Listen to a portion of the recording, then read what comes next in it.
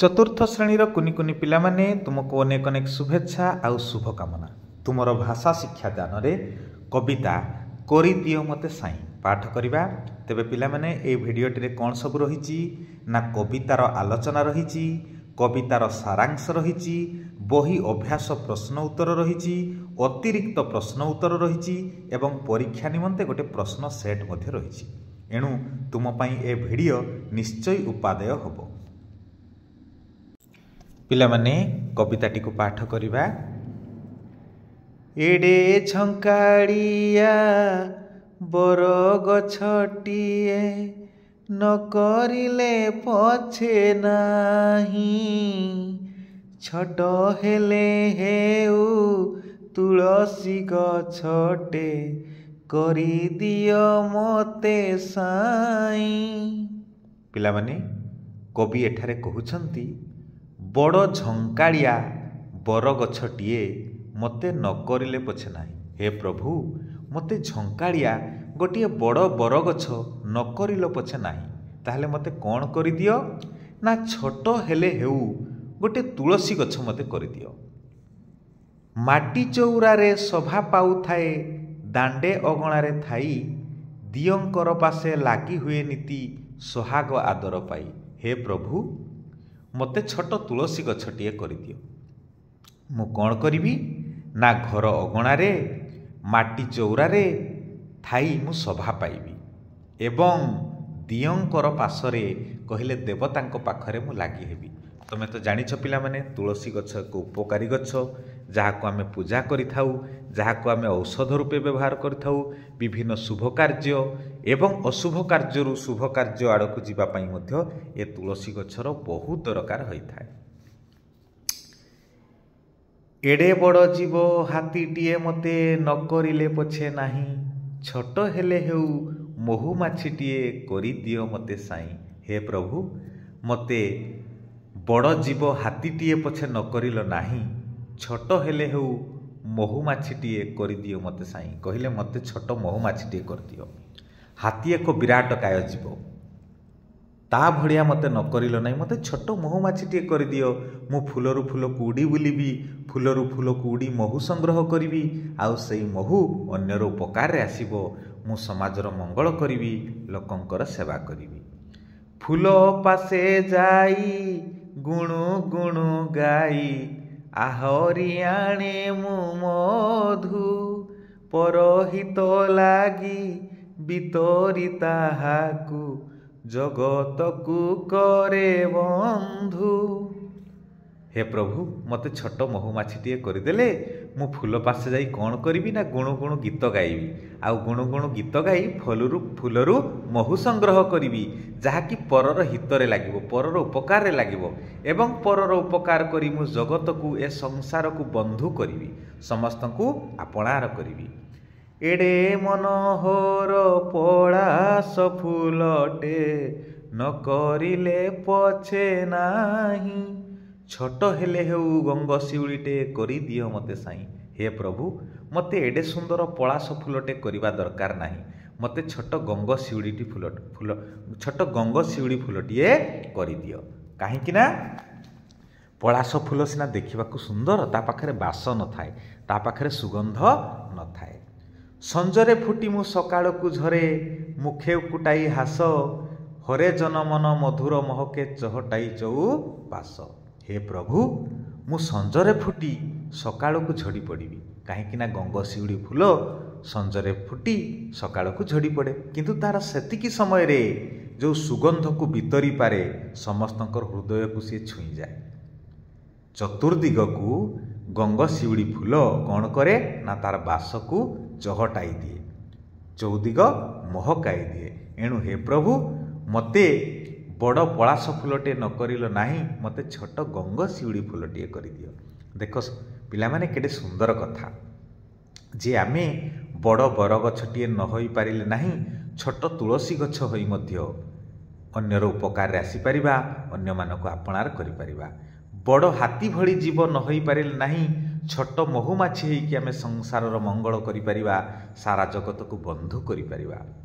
बड़ पଳାଶ फूलटिए न होई पारिले नाही, ଛୋଟ ଗଙ୍ଗ ଶିଉଳି ଫୁଲ ହେଇକି ମଧ୍ୟ ଆମେ ଆମର ବାସ କହିଲେ ସୁଗନ୍ଧକୁ ବିତରି ପାରିବା। ହେଲା ପିଲାମାନେ, କେତେ ଶିକ୍ଷଣୀୟ କବିତାଟିଏ। ଆମେ କେବେ ନିଜକୁ ଛୋଟ ଭାବିବାନି। ଆମେ ଛୋଟ ହେଇଥିଲେ ମଧ୍ୟ ସବୁବେଳେ ଅନ୍ୟର ହିତ କାମ କରିବା, ଅନ୍ୟର ଉପକାର କରିବା, ସେଥିରେ ଆନନ୍ଦ ଅଛି। ଅନ୍ୟର ଉପକାର କଲେ ଆମେ ସାରା ଦୁନିଆକୁ ଏ ଜଗତକୁ ବନ୍ଧୁ କରିପାରିବା, ସମସ୍ତେ ଆମର ମିତ୍ର ହୋଇଯିବେ। ଆଶା କରୁଛି ପିଲାମାନେ ତୁମେ କବିତାଟି ଭଲ ଭାବେ ବୁଝିପାରୁଥିବ। ଏଡ଼େ ସୁବିଶାଳ ସାଗର ପଛକେ ନ କରିଲେ ମତେ ନାହିଁ, ଛୋଟ ହେଲେ ହେଉ ଟିକି ଝରଣାଟେ କରିଦିଅ ମତେ ସାଇଁ। ହେ ପ୍ରଭୁ, ମତେ ଏତେ ସୁବିଶାଳ ବିରାଟ ବଡ଼ ସାଗରଟିଏ ନ କରିଲ ପଛେ ନାହିଁ, ମତେ ଛୋଟ ଝରଣାଟିଏ କରିଦିଅ। କୁଳୁ କୁଳୁ ଗୀତ ଗାଇ ଦିବାନିଶି ଡେଇଁ କେତେ ଗିରି ବନ, ବିତରି ଶୀତଳ ମଧୁର ଜଳ ମୁଁ ତସୁଥିବି ଜନମନ। ହେ ପ୍ରଭୁ, ମତେ ଯଦି ଛୋଟ ଝରଣାଟିଏ କରିଦେବ ମୁଁ କ'ଣ କରିବି ନା ଦିନ ରାତି କୁଳୁ କୁଳୁ ଗୀତ ଗାଇ ମୁଁ କେତେ ଗିରି ବନ କହିଲେ ପାହାଡ଼ ଜଙ୍ଗଲକୁ ଡେଇଁ ଆଗକୁ ଆଗକୁ ବଢ଼ି ଚାଲିବି। ଦିବାନିଶି କହିଲେ ଦିନ ରାତି ମୁଁ ଗୁଣୁ ଗୁଣୁ ଗୀତ ଗାଇ ଗାଇ ଆଗକୁ ବଢ଼ି ଚାଲିବି, କେଉଁଠି ହେଲେ ଅଟକି ଯିବି ନାହିଁ। ବିତରି ଶୀତଳ ମଧୁର ଜଳ ମୁଁ ତସୁଥିବି ଜନମନ। ଆଉ କ'ଣ କରିବି? ମୋର ଶୀତଳ ମଧୁର ଜଳକୁ ଅନ୍ୟମାନଙ୍କୁ ବାଣ୍ଟି ଦେବି। ବିତରି ଦେବି କହିଲେ ବାଣ୍ଟି ଦେବି ଏବଂ ଲୋକଙ୍କର ମନକୁ ମୁଁ କିଣି ନେବି। ଏଡ଼େ ମନଲୋଭା ପୁନେଇ ଜହ୍ନ ମୁଁ ନହେଲେ ପଛକେ ନାହିଁ, ଛୋଟ ହେଲେ ହେଉ ମାଟି ଦୀପଟିଏ କରିଦିଅ ମତେ ସାଇଁ। ହେ ପ୍ରଭୁ, ମତେ ଏଡ଼େ ମନଲୋଭା, ସମସ୍ତଙ୍କର ମନ ଛୁଆଁ, ହୃଦୟର ଛୁଆଁ ପୁନେଇ ଜହ୍ନଟେ ନ କରିଲ ପଛେ ନାହିଁ, ମତେ ଛୋଟ ମାଟି ଦୀପଟିଏ କରିଦିଅ। ଜଳି ଜଳି ଯାଉ ସଳିତାଟି ମୋର ଅନ୍ଧାରେ ଆଲୋକ ଦେଇ, ପରହିତେ ଯିଏ ଜୀବନଟା ଦିଏ ଜଗତର ଧନ୍ୟ ସେହି। ହେ ପ୍ରଭୁ, ମୋର ସଳିତାଟି ଜଳି ଜଳି କ'ଣ କରିବ ନା ମୁଁ ଅନ୍ଧକାରକୁ ଦୂରେଇ ଦେବି। ମତେ ଯଦି ଛୋଟ ମାଟି ଦୀପଟିଏ କରିଦିଅନ୍ତ ତାହେଲେ ମୁଁ କ'ଣ କରିବି ନା ମୁଁ ସଳିତା, ମୋର ଯେଉଁ ସଳିତା ଥିବ ମୁଁ ନିଜେ ଜଳି ଜଳି ଏ ଦୁନିଆକୁ ଆଲୋକ ଦେବି। ଆଉ ପରର ହିତ ପାଇଁ କହିଲେ ଅନ୍ୟର ଉପକାର ପାଇଁ ଏ ଜୀବନଟାକୁ ମୁଁ ଦେଇ ଏ ଜଗତରେ ନିଜକୁ ଧନ୍ୟ ବୋଲାଇବି, ମୁଁ ନିଜେ ଧନ୍ୟ ହୋଇଯିବି। ତାହେଲେ ଆମେ କ'ଣ ଶିଖିଲେ ପିଲାମାନେ ନା ଆମେ ବଡ଼ ସାଗରଟିଏ ନ ହୋଇପାରିଲେ ନାହିଁ। ସାଗରର ପାଣି ସାଧାରଣତଃ ଲୁଣିଆ ଥାଏ, ଲୋକମାନେ ତାକୁ ପିଇବାରେ ବ୍ୟବହାର କରିପାରନ୍ତି ନାହିଁ। କିନ୍ତୁ ଛୋଟ ଝରଣାଟିଏ ହେଲେ ମଧ୍ୟ ତାର ମଧୁର ଜଳକୁ ପାନ କରି ଅନ୍ୟମାନେ ନିଜର ତୃଷ୍ଣା କହିଲେ ଶୋଷ ମେଣ୍ଟାଇ ଥାଆନ୍ତି। ଆଉ ତୁମେମାନେ ଦେଖିଛ ପିଲାମାନେ ଝରଣା କେମିତି କୁଳୁ କୁଳୁ ଗୀତ ଗାଇ କେତେ ପାହାଡ଼ ବଣ ଦିନ ରାତି କେତେ ପାହାଡ଼ ବଣ ଜଙ୍ଗଲକୁ ଡେଇଁକି ସେ ଆଗକୁ ଆଗକୁ ଚାଲିଯାଏ, ଆଉ ତାର ଶୀତଳ ମଧୁର ଜଳ ଦେଇ ସମସ୍ତଙ୍କର ମନକୁ କିଣିପାରେ।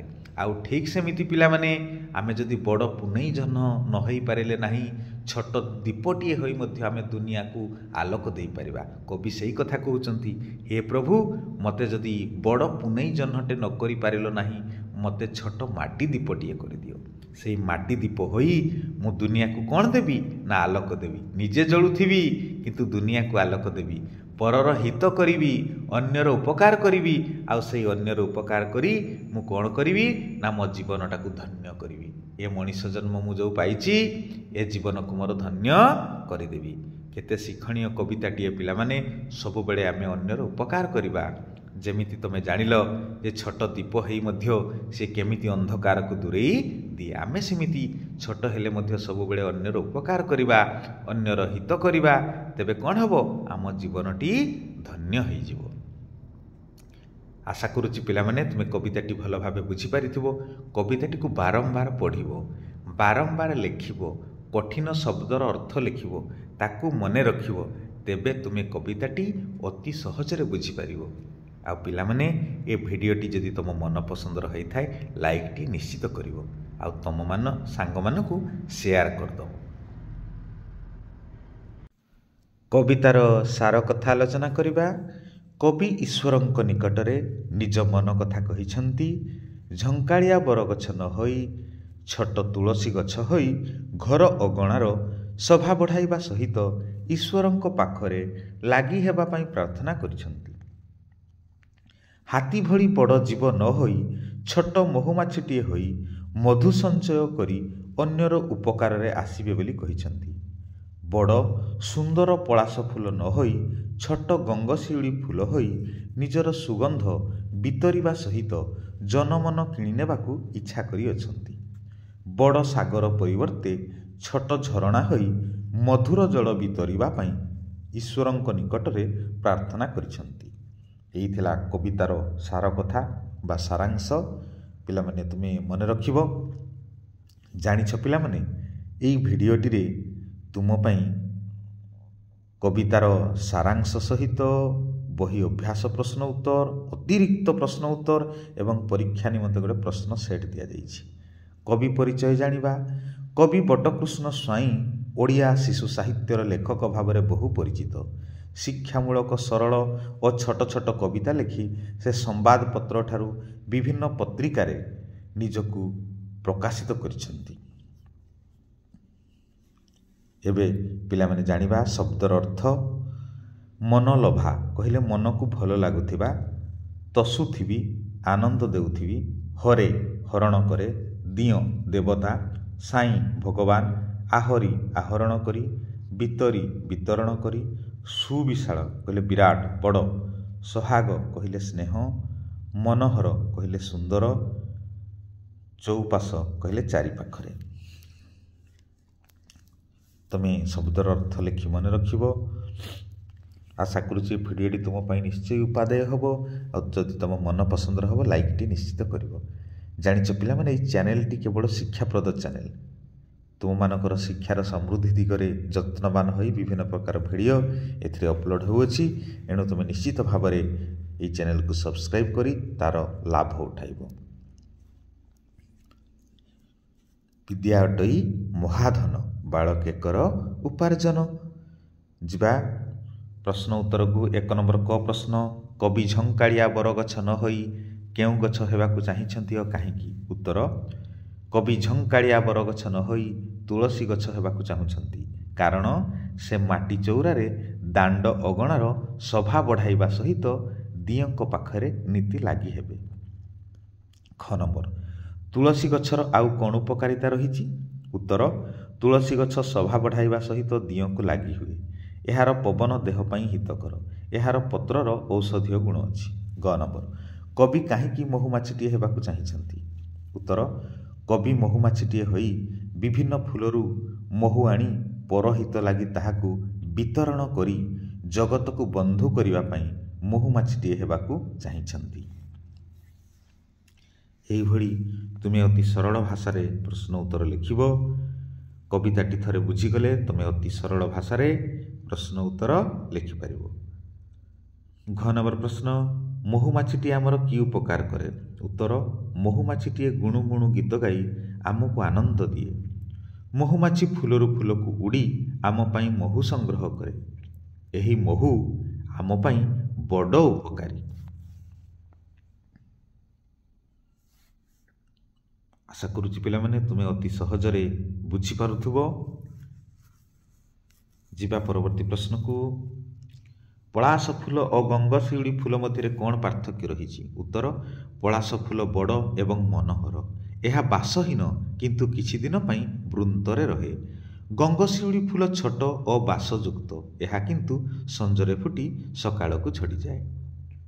6 ନମ୍ବର, କବି ସମୁଦ୍ର ନ ହୋଇ ଝରଣାଟିଏ ହେବାକୁ କାହିଁକି ପସନ୍ଦ କରୁଛନ୍ତି? ଉତ୍ତର, ସମୁଦ୍ର ଆକାରରେ ବିଶାଳ ହେଲେ ମଧ୍ୟ ଏହାର ପାଣି ଲୁଣିଆ। ଏହି ଜଳ ପିଇବା ଯୋଗ୍ୟ ନୁହେଁ।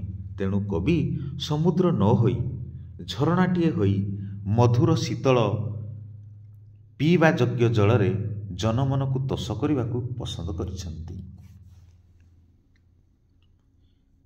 ପିଲାମାନେ ଲାଇକ୍ଟିଏ ନିଶ୍ଚିତ କରିବ। ଆଉ ଭିଡ଼ିଓଟି କେମିତି ଲାଗୁଛି କମେଣ୍ଟରେ ଲେଖି ଜଣାଇବ। ଯିବା ପରବର୍ତ୍ତୀ ପ୍ରଶ୍ନକୁ। ଏହି କବିତାରେ କବି କ'ଣ କ'ଣ ହେବାକୁ ଚାହିଁଛନ୍ତି ଲେଖ। ଉତ୍ତର, ଏହି କବିତାରେ କବି ତୁଳସୀ ଗଛ, ମହୁମାଛି, ଗଙ୍ଗଶିଉଳି ଫୁଲ, ଟିକି ଝରଣା ଓ ମାଟି ଦୀପଟିଏ ହେବାକୁ ଚାହିଁଛନ୍ତି। ଯିବା ପରବର୍ତ୍ତୀ ପ୍ରଶ୍ନକୁ। 3 ନମ୍ବର, କସ୍ତମ୍ଭ ଖସ୍ତମ୍ଭରେ ଲେଖିବା ଝଙ୍କାଳିଆ ବରଗଛ, ମନୋହର ପଳାଶ ଫୁଲ, ସୁବିଶାଳ ସାଗର, ମନଲୋଭା ପୁନେଇ ଜହ୍ନ। ଯିବା 4 ନମ୍ବରକୁ ସରଳ ଭାଷାରେ ବୁଝାଇ ଲେଖିବା। ସଞ୍ଜରେ ଫୁଟି ମୁଁ ସକାଳକୁ ଝରେ, ମୁଖେ ଉକୁଟାଇ ହସ, ହରେ ଜନମନ ମଧୁର ମୋହକେ ଚହଟାଇ ଚଉପାଶ। ଉକ୍ତ ପଦ୍ୟାଂଶଟି ଆମ ପଠିତ ସାହିତ୍ୟ କଳିକା ବହିର କରିଦିଅ ମତେ ସାଇଁ କବିତାରୁ ଆସିଅଛି। ଏଠାରେ କବି ବଟକୃଷ୍ଣ ସ୍ୱାଇଁ ଗଙ୍ଗଶିଉଳି ଫୁଲର ମହତ୍ତ୍ୱ ବର୍ଣ୍ଣନା କରିଛନ୍ତି। ପଳାଶ ଫୁଲଟି ମନୋହର ଏବଂ ଆକାରରେ ବଡ଼ ହେଲେ ମଧ୍ୟ ତାର ସୁବାସ ନଥାଏ। ଗଙ୍ଗଶିଉଳି ଫୁଲଟି ଆକାରରେ ଛୋଟ ଏବଂ ସୁଗନ୍ଧଯୁକ୍ତ। ପଳାଶ ଫୁଲ ଫୁଟି ଅନେକ ଦିନ ରହିଥାଏ, ମାତ୍ର ଗଙ୍ଗଶିଉଳି ଫୁଲ ରାତିରେ ଫୁଟି ସକାଳକୁ ଝଡ଼ିଯାଏ। ଅଳ୍ପ ସମୟ ଫୁଟି ମଧ୍ୟ ଅନ୍ୟର ମନକୁ କିଣିପାରେ। କବି ପଳାଶ ଫୁଲ ନ ହୋଇ ଗଙ୍ଗଶିଉଳି ଫୁଲ ହେବାକୁ ଇଚ୍ଛା କରିଅଛନ୍ତି। ଏଠାରେ କବିଙ୍କ ବର୍ଣ୍ଣନା ଖୁବ୍ ସୁନ୍ଦର ଓ ଯୁକ୍ତିଯୁକ୍ତ। ଏହିଭଳି ସରଳ ଭାଷାରେ ସରଳାର୍ଥ ଲେଖିବ। 5 ନମ୍ବର ବାକ୍ୟ ଗଢ଼ିବା। ନଗଲେ ପଛେ, ତୁ ଖେଳକୁ ନଗଲେ ପଛେ ନାହିଁ, ତୋ ଭାଇକୁ ପଠେଇ ଦେବୁ। ନ ଖାଇଲେ ପଛେ, ଅଧିକ ପିଠା ନ ଖାଇଲେ ପଛେ ନାହିଁ, କିଛି ପିତା ଖାଇବା ଉଚିତ। ନ ଦେଲେ ପଛେ, ଅନ୍ୟର ବିପଦ ସମୟରେ କିଛି ନ ଦେଲେ ପଛେ ନାହିଁ, ନିଶ୍ଚୟ ଉପସ୍ଥିତ ରହିବା ଉଚିତ। ନ ଆସିଲେ ପଛେ, ବର୍ଷା ନ ଆସିଲେ ପଛେ ନାହିଁ, ମେଘୁଆ ପାଗରେ ଗରମ କମିଯାଏ। ଏହିଭଳି ତମେ ମନରୁ ଅତି ସରଳ ଭାଷାରେ ବାକ୍ୟ ଗଢ଼ିବ ପିଲାମାନେ।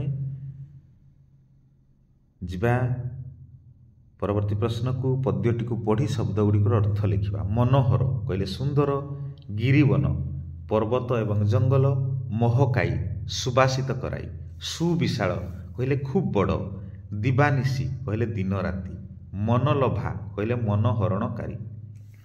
7 ନମ୍ବର ଗୁଣୁ ଗୁଣୁ ପରି ଆଉ 5ଟି ଯୋଡ଼ା ଶବ୍ଦ ଲେଖିବା। ଶୁଣୁ ଶୁଣୁ, ବୁଣୁ ବୁଣୁ, କିଣୁ କିଣୁ, ଝୁଣୁ ଝୁଣୁ, ଟାଣୁ ଟାଣୁ। ଆଶା କରୁଛି ତମେ ଅତି ସହଜରେ ବୁଝିପାରୁଥିବ। 8 ନମ୍ବରକୁ ଯିବା। ତଳେ ଦିଆଯାଇଥିବା କଥା ଗୁଡ଼ିକ ଯେଉଁଠି ଠିକ୍ ତା ପାଖରେ ଠିକ୍ ଚିହ୍ନ ଦେବା, ଭୁଲ ପାଖରେ ଭୁଲ ଚିହ୍ନ ଦେବା। ଏଠାରେ କବି ବରଗଛଟିଏ ହେବାକୁ ଚାହୁଁଛନ୍ତି, ଭୁଲ। ଝରଣାଟିଏ ଶୀତଳ ମଧୁର ଜଳଦାନ କରେ, ଠିକ୍। ଗଙ୍ଗଶିଉଳି ଫୁଲ ସକାଳେ ଫୁଟି ସଞ୍ଜରେ ଝଡ଼ିଯାଏ, ଭୁଲ। କବି ପଳାଶ ଫୁଲ ନ ହୋଇ ଗଙ୍ଗଶିଉଳି ଫୁଲ ହେବାକୁ ଚାହୁଁଛନ୍ତି, ଠିକ୍। ମହୁମାଛି ଜଗତକୁ ବନ୍ଧୁ କରିଥାଏ, ଠିକ୍। ପଳାଶ ଫୁଲର ଭଲ ବାସ୍ନା ଥାଏ, ଭୁଲ। ଆମେ ସମସ୍ତେ ପର ପାଇଁ କାମ କରିବା ଉଚିତ, ଠିକ୍ କଥା। ଆମେ ସମସ୍ତେ ପର ପାଇଁ କାମ କରିବା ଉଚିତ। ଏବେ ପିଲାମାନେ ଚିତ୍ରକୁ ଦେଖି କବିତାଟିଏ ଲେଖିବା। କବିତାରେ ଫୁଲ ଉପରେ ପ୍ରଜାପତି ବସିଛି। କଅଁଳ ଫୁଲରେ ବସିଛି ଦେଖ ପ୍ରଜାପତି, ଗୁଣୁ ଗୁଣୁ ଗୀତ ଗାଉଛି ଶ୍ଵେତ ତରକାବତୀ। ସୁନ୍ଦର ଡେଣାରେ ତାର ଅଛି ନାନା ରଙ୍ଗ, ତାପରି କିଏ ଅଛି ସୁନ୍ଦର ପତଙ୍ଗ। ଏହିଭଳି ତମେ ଗୀତ ମଧ୍ୟ ଲେଖିପାରିବ ପିଲାମାନେ। ଏବେ ତୁମ ପାଇଁ ଅତିରିକ୍ତ ଅଭ୍ୟାସ ପ୍ରଶ୍ନ ଉତ୍ତର ଦିଆଯାଇଛି, ଏହାକୁ ଲେଖି ଅଭ୍ୟାସ କରିବ। ଦୀର୍ଘ ଉତ୍ତରମୂଳକ 1 ନମ୍ବର। କବି ମାଟି ଦୀପ ହେବାକୁ କାହିଁକି ଇଚ୍ଛା କରିଅଛନ୍ତି? ଉତ୍ତର, କବି ଭାବୁଛନ୍ତି ସରଗର ମନଲୋଭା ପୁନେଇ ଚାନ୍ଦଟିଏ ନ ହୋଇପାରିଲେ ନାହିଁ, ସେ ମାଟି ଦୀପଟିଏ ହୋଇ ଆଲୋକ ପ୍ରଦାନ କରିବେ। ସଳିତା ହୋଇ ନିଜେ ଜଳି ଦୁନିଆକୁ ଆଲୋକ ପ୍ରଦାନ କରିବେ। କବିଙ୍କ ଭାଷାରେ ଯିଏ ଅନ୍ୟର ଉପକାରରେ ଆସିପାରିବ ତାର ଜୀବନ ଧନ୍ୟ ହୋଇଯିବ। ତେଣୁ ସେ ମାଟି ଦୀପଟିଏ ହେବାକୁ ମନ ବଳାଇ ଅଛନ୍ତି। ଏହିଭଳି ପିଲାମାନେ ତୁମ ଭାଷାରେ ଅତି ସରଳ ଭାଷାରେ ପ୍ରଶ୍ନ ଉତ୍ତର ଲେଖିବ। ପୁଣି ଥରେ କହୁଛି, ଯଦି ଭିଡ଼ିଓଟି ମନ ପସନ୍ଦ ରହିଥାଏ ଲାଇକ୍ଟିଏ ନିଶ୍ଚିତ କରିବ, ଆଉ ଭିଡ଼ିଓଟି କେମିତି ଲାଗୁଛି କମେଣ୍ଟରେ ଲେଖିବ। ଯିବା ପରବର୍ତ୍ତୀ ପ୍ରଶ୍ନ ଉତ୍ତରକୁ। 2 ନମ୍ବର ଗୋଟିଏ ବାକ୍ୟରେ ଉତ୍ତର ଲେଖ। କରିଦିଅ ମତେ ସାଇଁ କବିତାର କବି କିଏ? ଉତ୍ତର, କରିଦିଅ ମତେ ସାଇଁ କବିତାର କବି ବଟକୃଷ୍ଣ ସ୍ୱାଇଁ। କବି କେଉଁ ଗଛ ବଦଳରେ କେଉଁ ଗଛ ହେବାକୁ ଚାହିଁଅଛନ୍ତି? ଉତ୍ତର, କବି ଝଙ୍କାଳିଆ ବରଗଛ ବଦଳରେ ଛୋଟ ତୁଳସୀ ଗଛ ହେବାକୁ ଚାହିଁଅଛନ୍ତି। 2 ନମ୍ବର କବି ସମୁଦ୍ର ନ ହୋଇ କ'ଣ ହେବାକୁ ଇଚ୍ଛା କରିଛନ୍ତି? ଉତ୍ତର କବି ସମୁଦ୍ର ନ ହୋଇ ଛୋଟ ଝରଣା ହେବାକୁ ଇଚ୍ଛା କରିଅଛନ୍ତି। ଘ ନମ୍ବର କେଉଁ ଫୁଲ ସନ୍ଧ୍ୟାରେ ଫୁଟି ସକାଳେ ଝଡ଼ି ପଡ଼େ? ଉତ୍ତର ଗଙ୍ଗଶିଉଳି ଫୁଲ ସଞ୍ଜରେ ଫୁଟି ସକାଳକୁ ଝଡ଼ିଯାଏ। ଏହାକୁ ତୁମେ ନିଶ୍ଚିତ ଭାବରେ ଅଭ୍ୟାସ କରିବ ପିଲାମାନେ।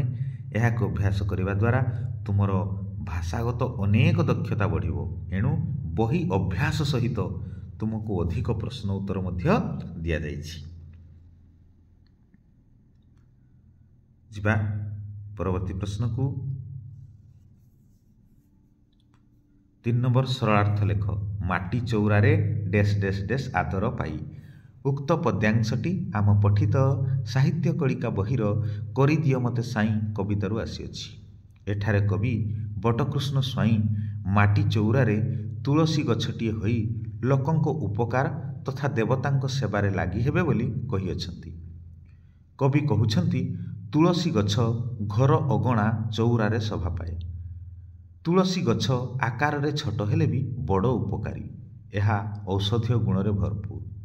ଏହା ଦିଅଙ୍କ ପାଖରେ ପୂଜା ଓ ଭୋଗ କାର୍ଯ୍ୟରେ ଲାଗିଥାଏ। ପ୍ରତିଟି କାର୍ଯ୍ୟରେ ତୁଳସୀ ଗଛର ଦରକାର ପଡ଼ିଥାଏ। ଏଣୁ କବି ତୁଳସୀ ଗଛ ହେବାକୁ ଇଚ୍ଛା କରିଅଛନ୍ତି। ଏଠାରେ କବିଙ୍କ ବର୍ଣ୍ଣନା ଖୁବ୍ ସୁନ୍ଦର ଓ ଶିକ୍ଷାପ୍ରଦ। ଯିବା ପରବର୍ତ୍ତୀ ପ୍ରଶ୍ନ ଉତ୍ତରକୁ। 4 ନମ୍ବର କବିତାରୁ ମନେ ପକାଇ ଶୂନ୍ୟସ୍ଥାନ ପୂରଣ କର। ଏଡ଼େ ଡେସ୍ ପୁନେଇ ଜହ୍ନମୁ ନହେଲେ ପଛକେ ନାହିଁ, ଡେସ୍ ହେଲେ ହେଉ ଡେସ୍ ଦୀପଟିଏ କରିଦିଅ ମୋତେ ଡେସ୍। ପ୍ରଥମ ଡ୍ୟାସ୍ରେ ହେବ ମନଲୋଭା, ଦ୍ୱିତୀୟ ଡ୍ୟାସ୍ରେ ହେବ ଛୋଟ, ତୃତୀୟ ଡ୍ୟାସ୍ରେ ହେବ ମାଟି, ଚତୁର୍ଥ ଡ୍ୟାସ୍ରେ ହେବ ସାଇଁ।